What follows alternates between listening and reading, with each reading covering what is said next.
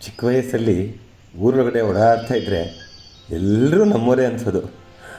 ಯಾರನ್ನು ಅಜ್ಜ ಅಂತ, ಅಜ್ಜಿ ಅಂತ, ಅಣ್ಣ, ಅಕ್ಕ, ಮಾವ, ಅತ್ತೆ ಅಂತ ಮಾತಾಡಿಸಿದ್ವಿ. ಅವರು ಅಷ್ಟೇ ಪ್ರೀತಿಯಿಂದ ಮಾತಾಡ್ಸೋರು.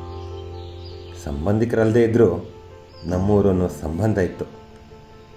ಆದರೆ ಈಗ ಯಾಕೋ ನಮ್ಮೂರಲ್ಲಿ ನಾವೇ ಅಪರಿಚಿತರಾಗ್ತಿದ್ದೀವೇನೋ ಅನ್ನಿಸ್ತಿದೆ. ಅದಕ್ಕೆ ಕಾರಣ ನಾವೇನೆ. ಕೈಲಿರೋ ಫೋನ್ ಒಳಗಡಿನ ಪ್ರಪಂಚಕ್ಕೆ ಹತ್ತಿರ ಆಗಿ ಪಕ್ಕದಲ್ಲಿರೋ ಜೊತೆ ದೂರ ಆಗ್ತಿದ್ದೀವಿ. ದೇಹ ಊರೊಳಗಡೆ ಓಡಾಡ್ತಾ ಇರುತ್ತಷ್ಟೇ. ಆದರೆ ನಮ್ಮ ಹಿರಿಯರು ಈಗಲೂ ಎಲ್ರಿಗೂ ಚಿರಪರಿಚಿತರೆ.